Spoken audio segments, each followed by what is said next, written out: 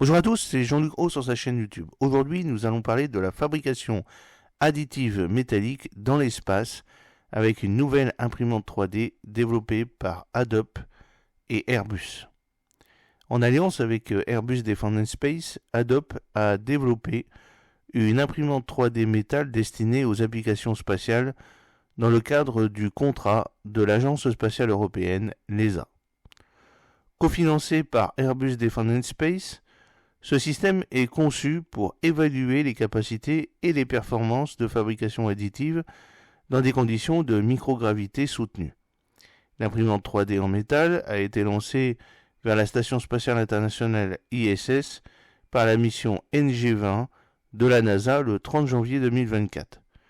Dans le cadre du projet Metal 3D, ce système devrait être testé à bord du module Columbus de l'ISS. Selon Airbus, l'impression opérationnelle devrait commencer fin février ou début mars. Le directeur technique d'Adobe, Sébastien Devroé, a déclaré: le développement de l'imprimante 3D métal repose sur l'expertise multidisciplinaire unique des ingénieurs et chercheurs d'Adobe. Notre personnel possède une expertise dans une variété de processus de fabrication additive, de conception de machines, de programmation et d'optimisation des opérations. Nos équipes ont accompagné le développement de cette première imprimante 3D métal spatiale qui sera bientôt en orbite. L'imprimante 3D métal a été conçue et optimisée pour répondre aux conditions et à l'environnement de la Station spatiale internationale. Tester la faisabilité de l'impression 3D métallique dans l'espace, c'est le projet Metal 3D qui a débuté en 2016 lorsque Airbus Defence Space a remporté le contrat auprès de l'ESA.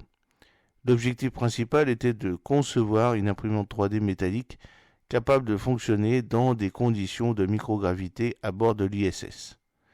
Alors que les imprimantes 3D polymères sont opérationnelles sur l'ISS depuis 2014, permettant aux astronautes de fabriquer et de remplacer des pièces en plastique, l'introduction d'une imprimante 3D métal ouvre de nouvelles possibilités.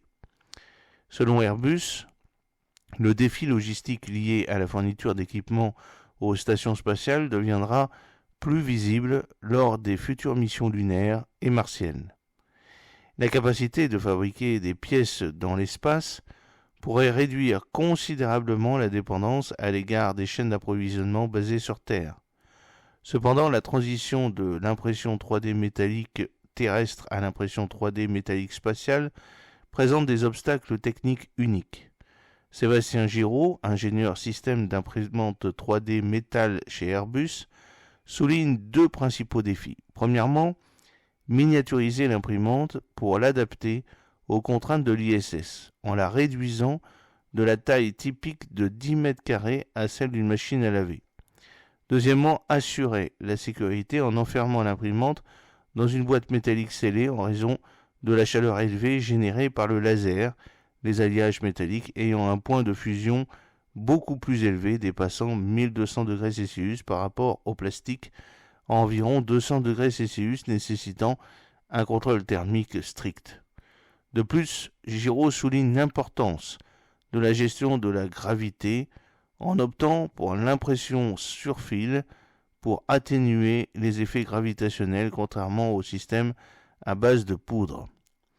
L'expérience à venir impliquera le déploiement de deux imprimantes 3D, un modèle de vol à bord de l'ISS et un modèle d'ingénierie sur Terre. Les astronautes imprimeront 4 échantillons dans l'espace qui seront envoyés sur Terre pour analyse aux côtés des spécimens produits à l'aide du modèle technique. Des tests de résistance mécanique, de flexion et d'analyse microstructurale seront effectués pour évaluer les effets de la microgravité sur les pièces imprimées. Airbus prévoit que l'impression 3D métal sur l'ISS améliorera la compréhension de la qualité de l'impression métal dans l'espace et fournira des informations précieuses sur le fonctionnement de ces imprimantes dans des environnements extraterrestres.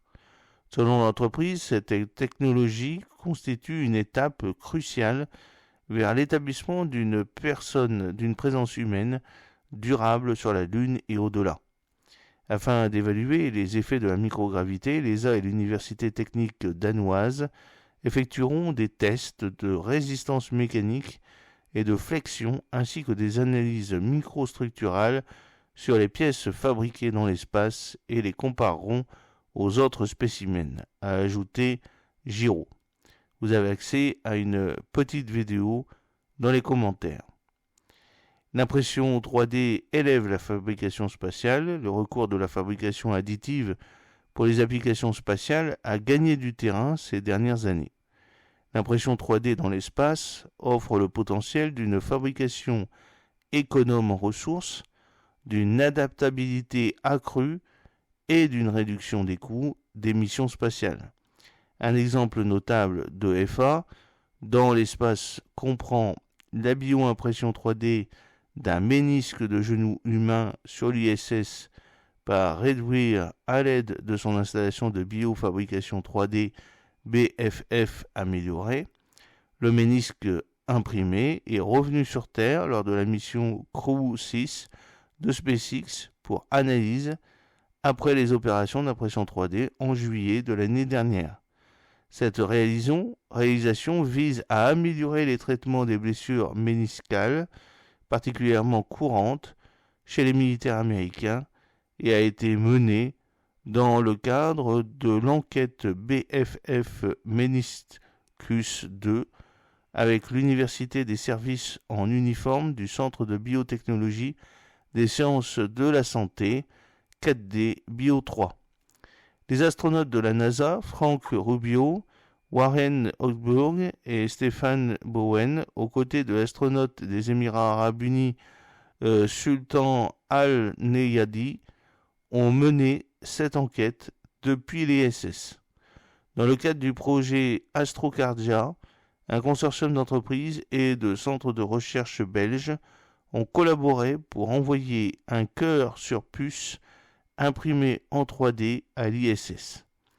Prévu pour une mise en orbite en 2025, le cœur artificiel et le système circulatoire bio-imprimé en 3D sont développés par Space Application Service, SCK-SEN, OQBD Group, BioInts et Athlon. Cette initiative vise à permettre aux scientifiques d'améliorer leur compréhension du processus de vieillissement du cœur, cet organe vieillissant 20 fois plus rapidement en apesanteur. J'espère que cette petite vidéo vous a plu. N'oubliez pas de cliquer sur le pouce pour la promouvoir, de vous abonner si ce n'est pas encore fait et de partager cette vidéo sur vos réseaux sociaux. À très bientôt, fidèlement, Jean-Luc O.